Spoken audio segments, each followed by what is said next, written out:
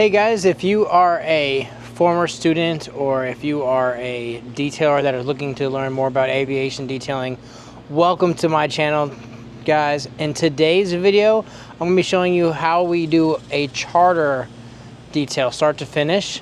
Usually they come in later on in the day, typically. They're usually a night job, and so we kind of have the van packed up a certain way so that we have everything that we need to light up the airfield where we're at, because we're going to be doing an exterior detail and an interior full details inside and out on a King Air. So it is going to be a turboprop aircraft that we're going to have. We're going to have some soot on there, so we're going to want to really be able to see the aircraft as good as we can. So we have our generator here, and we actually got a bigger generator because it was actually really storming in Houston the last couple days. We had a hurricane come through and knock out our power for a week. So we upgraded, got a bigger generator so we can actually power more stuff, which is going to be good for detailing anyways, and that'll be good for our new upcoming van that we have coming soon. But here's our new generator here. We got a big boy right here. This is a powerhouse 9250 watt generator. Now obviously, as you see here, we don't have any room in our van at all for the Aero Creeper to kind of sit up and have like a third chair, if you will, for someone to sit in. So what we're going to do is we're going to reconstruct the van in a later video to fit this until we get a new van. But what I wanted to do in today's video, guys, is just kind of show you guys what we do start to finish, break down the van, because we did work today. We had our crews go out today and we did a full day today. We had a couple inspections on ceramic coatings that we did a year ago. We did our yearly inspections today. And we also had a detail, some weekly customers that we do. And that's why I don't put out a lot of videos all the time, because some of them are weekly jobs. I don't like to post the same videos all the time. So I like to post new content all the time for you guys of new planes that we're doing. So charter's a great opportunity. So this call came in this afternoon. It's going to full detail inside and out of a King Air.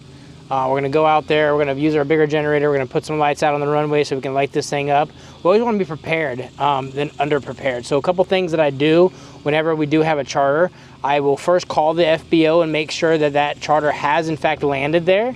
Because if you don't call them and verify, they could sit there and say that the charter has, they could tell you on the screen that yes, it's landed, confirmed and everything, and you get out there and it might be delayed.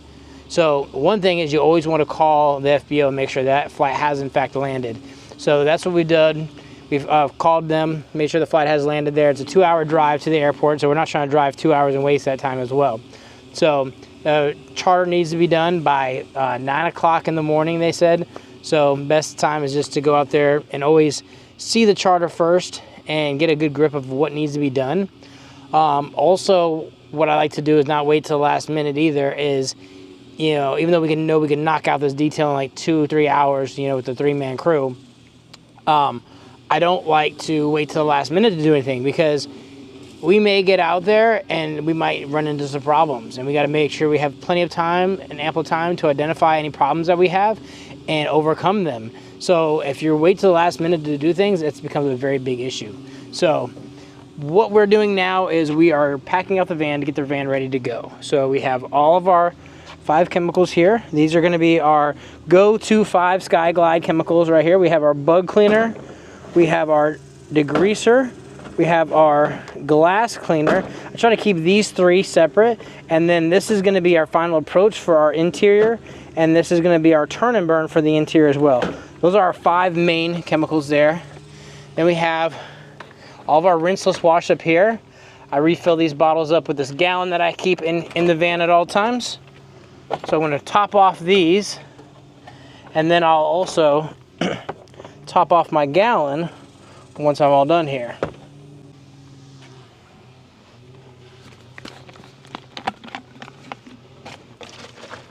You always want to give things a good shake here. Make sure you get everything that might be hit at the bottom. Open that up there. Got a nice little pour spouts here on the Skyglide here. So I like to just fill it up just like this. Boom, top that off. I usually have 6 32-ounce spray bottles in here at all times. Let me get this camera over here a little bit more. I usually have 6 32-ounce spray bottles, 5 or 6 of them, at all times on here, depending on what type of aircraft it is. If I usually have a 3 or 4 man crew working most big jobs, most charter jobs. Usually if I'm in town, it's going to be myself and 2 others. If I'm not in town, it might be just 2 others to knock out a job.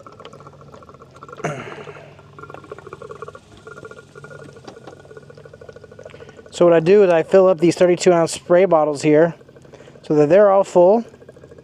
And also that way, if my guys run out, they already have another backup supply ready to go for just them. And then from there, if they run through all 6 32-ounce spray bottles, 1.5 gallons of Rinseless Wash. So a lot of Rinseless Wash. It's not a lot of water if you think about it though. It's 1.5 gallons of water to wash a whole plane. But this is always going to fill me up with another 4 32-ounce bottles. So I always have plenty. I have 2.5 gallons at all times in my van of waterless wash to wash an aircraft with. So these are all filled up. These never even got touched. So this is good here. I actually have 5 in the van right now. I use 1 for a training, so that's not in here right now. So I'll put this back in here. I'm gonna go top off our Rinseless Wash gallon. Now for me personally, I do have 5 gallons of Rinseless Wash right here, all put together. So this is what I'm gonna be using to fill up my container here. Back to the van here. Rinseless goes back up there. We top off any other gallons that we have here. We have some degreaser. It's a little low right here, so we'll top that off as well. Now everything else on the door here, we always have gallons of inside the van. 1 gallon of whatever we have on the door here is going to be plenty of extra product. We're never going to need anything more than that. I usually have a couple bottles of degreaser. One of them is going to be labeled, just degreaser, and that's going to be my straight bottle. Mostly any of these aircraft, these King Air, that's where we're going to have our Skyglide degreaser cut at. It's going to be no cut at all. It's going to be straight degreaser. And take our gallon here, fill this up.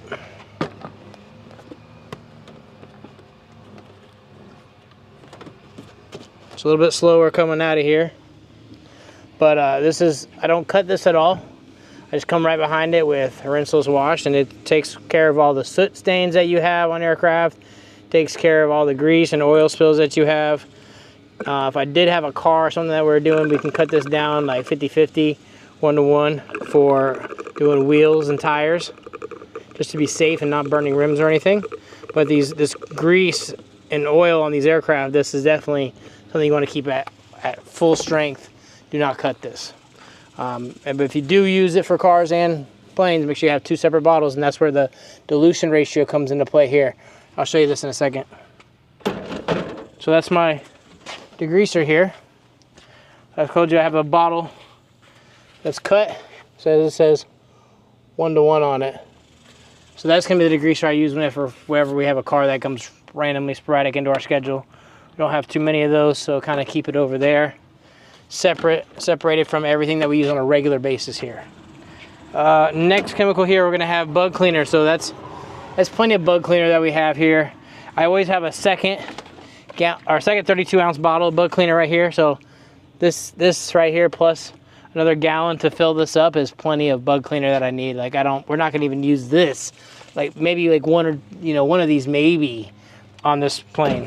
So that's plenty of product there. We're going to then have final approach. We don't need very much final approach at all.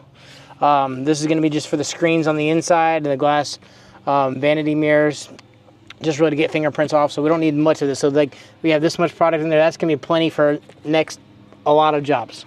I don't keep a gallon of this, and I just keep this 32-ounce bottle. If for some reason they spill out or whatever, it's going to be a terrible day. But we don't have a gallon backup for that one. We do have a gallon of turn and burn here. This is also going to be our interior cleaner.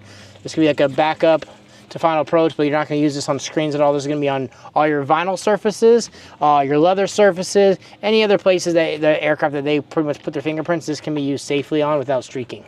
And we are going to fill this up as well.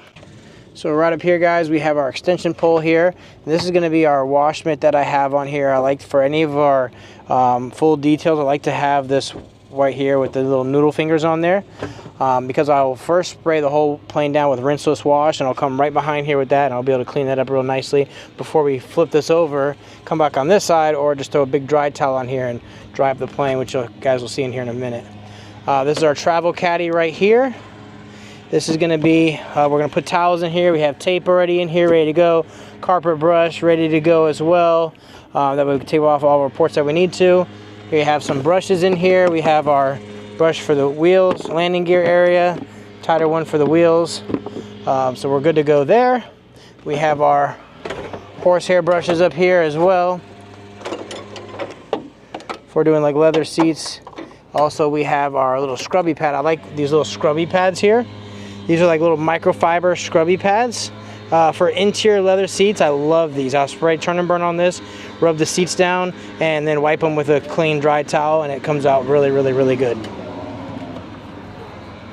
That's everything we're gonna need here. This is gonna be our bag of towels. I do like this bag of towels here that I got. I'm pretty proud of myself here, not gonna lie. So this bag of towels has a clear outside to it, so I can physically see the towels in there without opening it up. But also it like closes down and everything else like that as well. So it's very universal. I can like, if we have a lot of towels and we just started doing something for the day, I can, this can take up a lot of space. And then like as we use towels out of here, it condenses down, doesn't stay the same size. So I can put like my used towels like somewhere else in the van. Like I have my out foldable laundry bin. That's all the used towels that we have right there. So that's how we have our van set up here. Also, I'll unzip this real quick so you guys can see here. This is going to be my towel setup here, guys. So we have all these blue towels. These are going to be my workhorse towels for the exterior only. I keep them blue because I want to know when they get nice and dirty. And if they're not that same light color blue anymore, I know that they're to be discarded and not used anymore.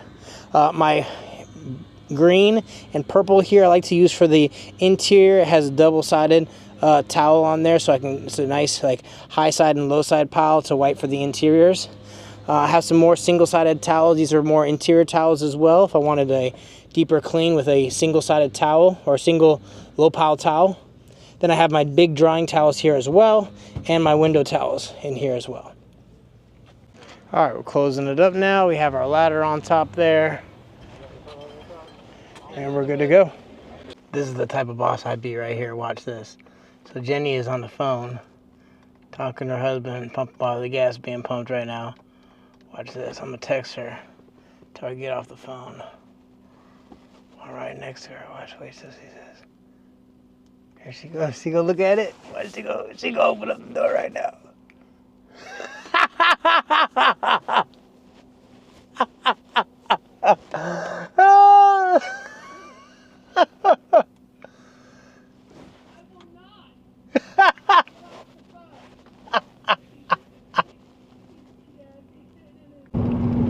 So the charter that we're going to tonight is in Brenham Municipal Airport. It's an hour and a half from our house here.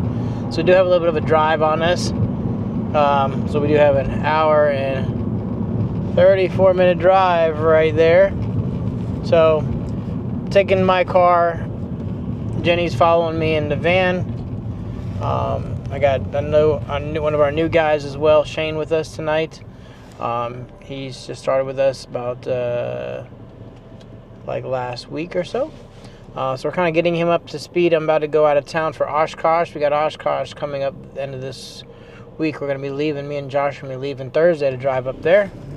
And we'll be back on the 29th of this month. That's going to be one of our next fun videos. It's going to be Oshkosh. We're going to do a multi-series leading up to that as well.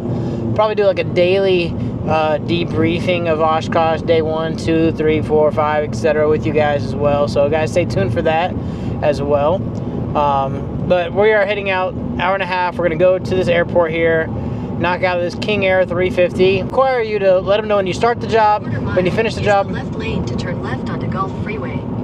And then they also require pictures after the job is complete to prove that you did clean the job. So sometimes people will try to, get tired of doing the job so late, and then they'll forget to take pictures. So one thing is, I got to make sure that pictures are taken. So I got to make sure that, tell my guys, make sure Pictures are always taken. It's going to be in your SOPs as well. You know, when you first get on a job, you should be walking around, taking video, taking pictures of the aircraft, and then also when you're done, lane to turn left onto Gulf Freeway. When you're done working on the aircraft, you should be doing a post-video walk around, pictures as well. Continue on Gulf Freeway for 1 mile. And that's your content for your social media as well. So, so that's one thing. Just gotta make sure that my guys do understand that that needs to be done. Kind of going over that with them, kind of showing guys what a charter is as well. So I'm, showing you guys on YouTube, but I'm also showing my guys that are in my van right now.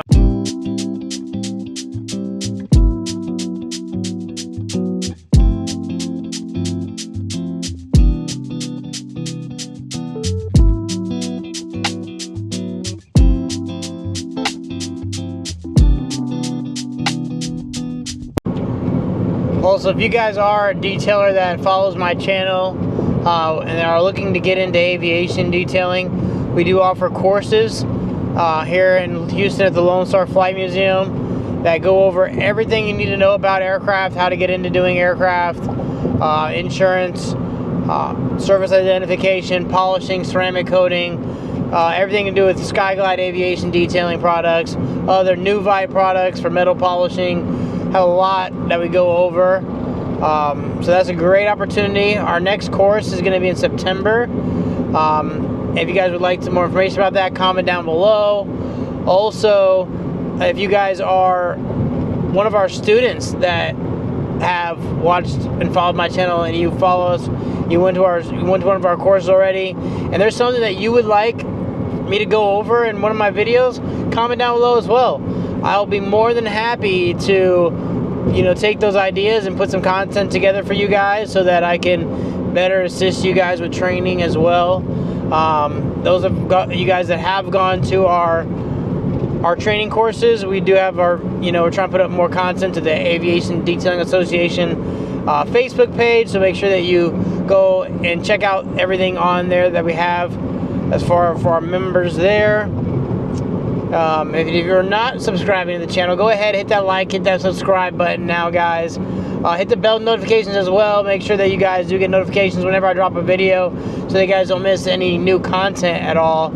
And you stay up to date with everything that we got going on. Like I said, we have Oshkosh coming up here soon. Next week we'll be leaving for Oshkosh, heading out there, and be having some really fun content for you guys out that way. A couple more tidbits, if you will. A little game changer points. I live in the South. We live here in Houston. I've never lived in a place that didn't have mosquitoes, so I don't know if like going further north where it's a little bit cooler out, there's not mosquitoes, or dry places there are no mosquitoes, but Houston has mosquitoes and they will eat you alive. Like we did a Gulfstream G450 the other night and it ate us alive. Like the next day I had swollen ankles from how many mosquito bites I got on there from wearing shorts while I was doing that job. So one thing that I've now taken into consideration whenever I do these nighttime jobs is my outfit that I'm wearing as well. Like we always have our collared shirts on, we have our shirts tucked in with our pants on, our belt and everything like that, but one thing I like to do is switch from shorts to pants whenever I do these charter jobs at night. That just protects my ankles and just gives another barrier of protection against these mosquitoes. It sounds crazy, but it's definitely the truth. And then a lot of deep woods off. I keep that in the van, keep it really stocked, spray ourselves down, arms, neck, face, and then on top of my legs and pants as well. I do not want to get bit. I hate getting bit by mosquitoes. It's the most annoying thing, especially you get these welts and you scratch them and then like next thing you know you're bleeding, like ugh, such a pain in the ass. So deep woods off and some pants. You guys will thank me later. Also, we have some lights in the van, so you'll see when we get to the job site, depending on, like I said, we're gonna evaluate everything, but we come prepared for everything. It could be, I mean, it's a municipal airport. I'm preparing for the worst. I'm preparing for a small airport, middle of nowhere, no runway lights. We don't ever need, so no power. no water. We don't care about water. We have all the water in our van, so we don't care about water.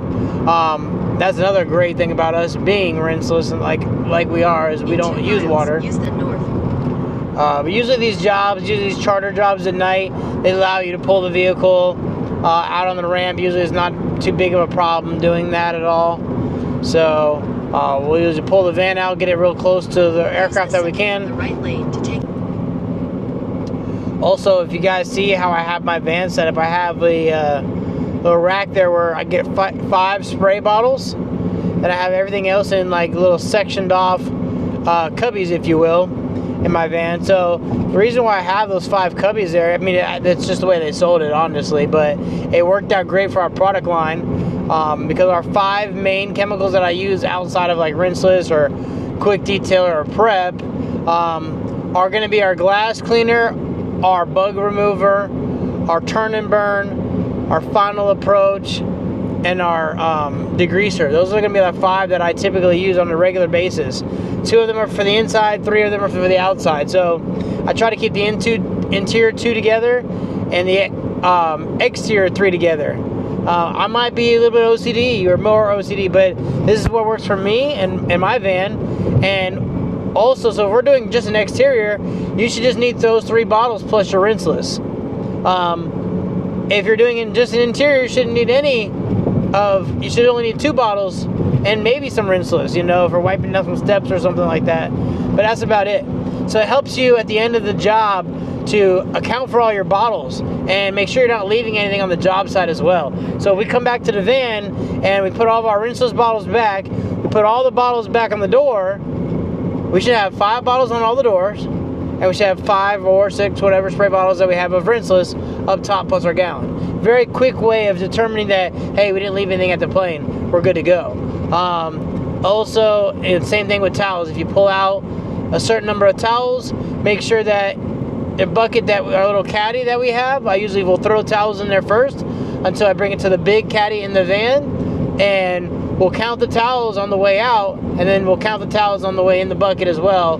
That way, make sure we pulled out the same amount of towels that we did take out and put it back. There's some tips, guys, kind of go over, make yourself better, make yourself more efficient, and also eliminate mistakes as well in detailing as well. All right, so when we first get to the job, guys, we're gonna do the inside first, then go to the outside. I'm gonna go on the inside with my new guy, Shane. I'm gonna explain to him what all I'm wanting to have done, and I'm going to clean the whole inside of the aircraft. Jenny's going to get started on the outside. She knows what to get started on with, so that when me and Shane are done with the inside, we're then going to ask Jenny what she got done and where we got to go. I always start a plane from top to bottom, so when I say top to bottom, I mean top of the fuselage to the bottom. I usually save the tail for last, just because it's not a place that people are going to be climbing up there and going and seeing for the most part. So we want to make sure that the easiest areas to clean are going to be done first, leave the harder areas to clean for last, and also we'll just work from top to bottom, inside and out. So inside out, then top to bottom from the aircraft. I like to find like a starting point in the cockpit, work my cockpit, get the whole cockpit done. Once we're done with the cockpit, then we go on to the next part of the aircraft. I usually will start on the headliner. We're going to use turn and burn, wipe the whole headliner down, guys. Make sure there's no fingerprints, smudges, anything like that. We're going to then wipe down the seats with turn and burn. Make sure there's no smudges, handprints, or anything like that on the seats. Get that taken care of. And then we're going to do final approach on the screens, glass cleaner on the glass, and then final approach on any of the wood trims. We're going to do that as well. And then the last thing that we're going to do on the inside is just vacuum the inside out. And at that point in time, all the wiping that we've done, everything should be come down and collected near the bottom of the aircraft. So we should be able to just brush it, vacuum it, get on out of there. Then we get started on the outside. We're going to work top to bottom. So I get my extension pole, and I'm going to first hit the top side of the fuselage, get all the dirt, dust, everything like that off the top side. My extension pole, rinseless wash, wash all that down, put a big dry towel over there, dry down the fuselage, boom, that's done. Then I'm going to work on anything lower from there. Usually if it's being by myself, I would then work on the bugs, getting all the bugs off the aircraft. And that's going to be all the painted surfaces, get all the bugs off. Then I would do rinseless wash on everything else, top to bottom. So top of the wings, side of the fuselage, everything's going to get rinseless washed all the way down. Then we get to the bottom side of the aircraft. I'm going to see what spots need degreaser first, and you get all the degreaser spots done with rinseless wash, and then come by and wash the whole bottom side of the aircraft with rinseless wash, and then we're done at that point in time. We're then packing up the vehicle, we're pulling our tape off the plane, and we are all set, done. We're taking our videos, make sure we're not leaving anything there, van packed, double checking the van, and we're good to go at that point in time. We're heading home. This is a perfect example of why you get to places early, even though we know that's a plane that we're doing. Make sure we check in with the FBO. Come in here to check in with the FBO.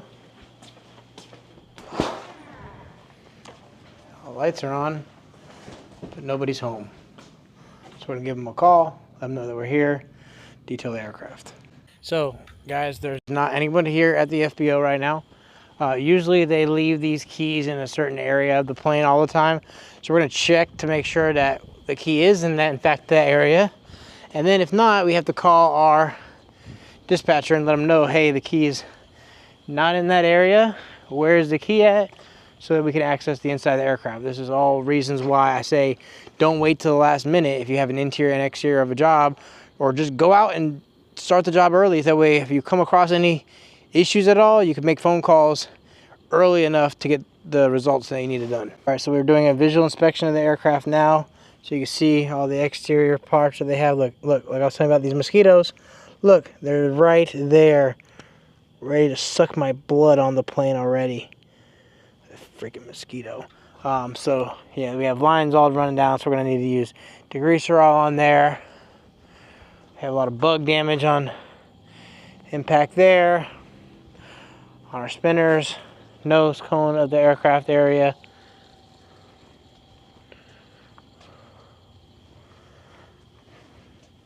De-icers, good amount of stainage. Clean all that up there.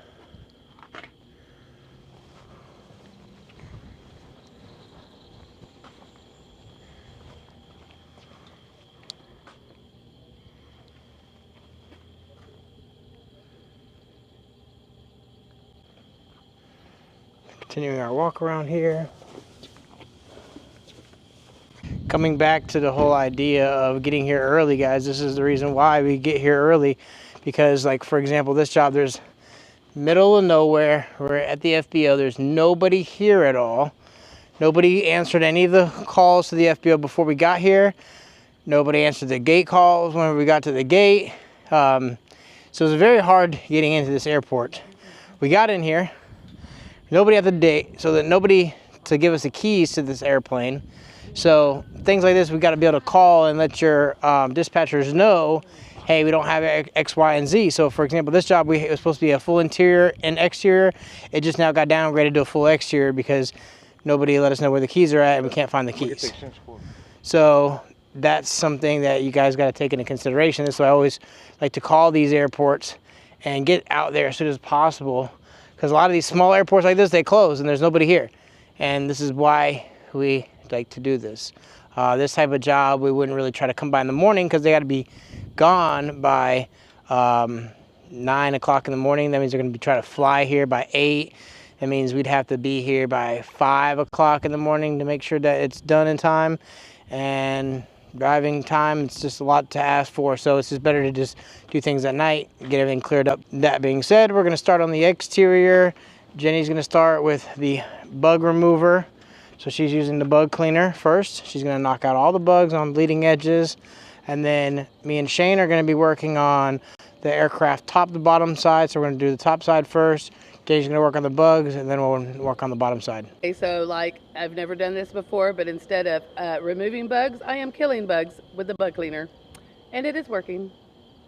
Like I was talking about on the way over here, this is why I wear pants and we have off, deep woods off, because when we're out the airport, outside, lights on outside, there's usually like water somewhere around these areas, and mosquitoes are all over this plane, and they are ready to tear you apart.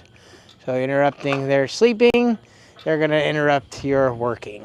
So as you guys can see, I got my generator back there, far away from the airplane. We got the airplane here. We got tail number blocked out there, but we got it all lit up here, like the 4th of July, with our lights that we have down here. So we got this aircraft fully lit up, so we know exactly what needs to be done here as we're going by. Got Shane on the bottom, comparing the wheel that I just cleaned right there to his wheel over here to make sure that meets up with the specifications of how we want wheels cleaned. While Shane's down there, we have Jenny running around the top side with an extension pole we talked about earlier with our Rinseless Wash, and she's hitting all the high areas of the plane. So she's going high right now, so I'm gonna go low at this point in time. And all she's doing is she's got the bugs off the leading edges already. She's hitting everything with the extension pole right now to wash the whole aircraft.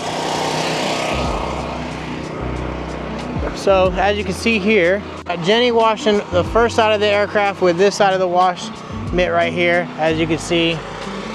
Boom. And then when she's ready to dry the aircraft, she's gonna throw the dry towel on here, just like this, and go hit those same areas right there and dry the aircraft down.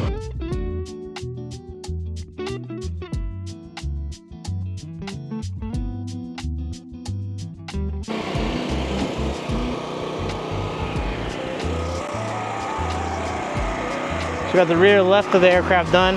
Now I'm rotating the lights around to the left front of the aircraft, so that way we can light up the front of it, make sure we have everything clean before we move the lights to the right front of the aircraft and clean there. So every job is a little bit different, all depending on like where you're at, what time of the day it is. So many factors that kind of change, that can make a job change on the whim, that you have to be able to like switch, change over, and take another angle on as you're cleaning planes. So it's not always a set like, okay, we got to do this, this, this, and this. Everything's got to be accomplished, usually in the same general order, but sometimes you got to be able to play around and pull an audible.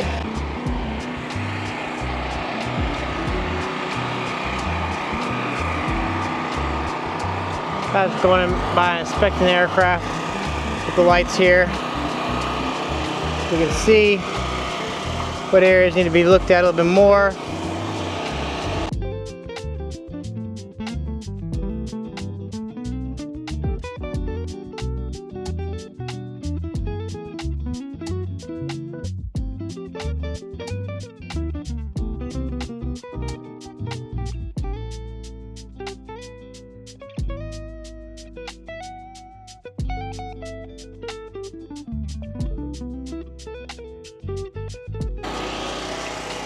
We're using Skyglide Rinseless right here for the spinner here, making sure that there's no bugs on here.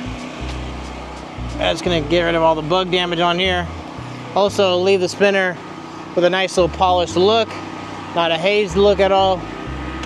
And if we do need to spin the prop at all, we do want to spin the prop in direction of how it would typically rotate. So this one's gonna rotate to the left, so we're gonna rotate it clockwise or counterclockwise if we have to rotate.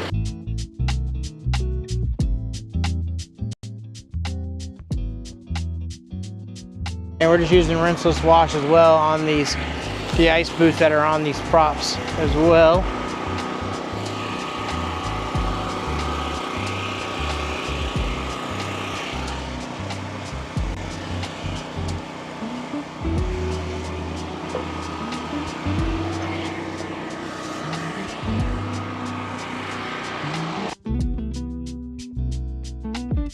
So we're going to show you how they're going to use the degreaser to clean off the soot off this wing, followed by the rinseless we're going to neutralize it with. So you can see here what kind of condition this is in.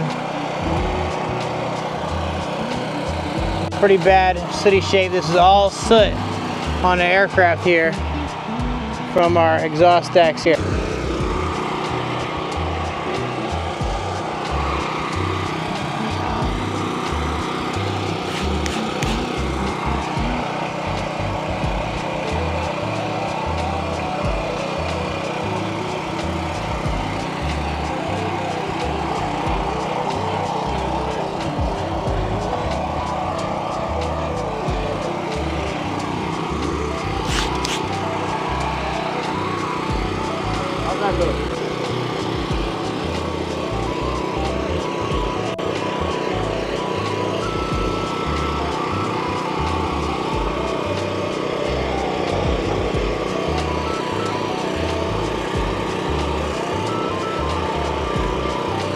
So you can see that degreaser just fighting right through all that soot right there.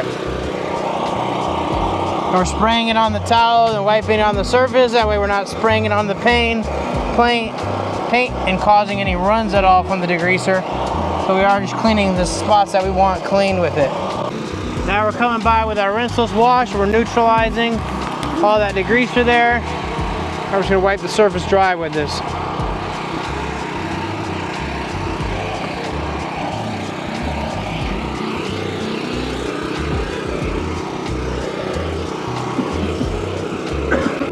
Alright, so I'm driving home right now, guys. I ran out of content on my memory card for tonight.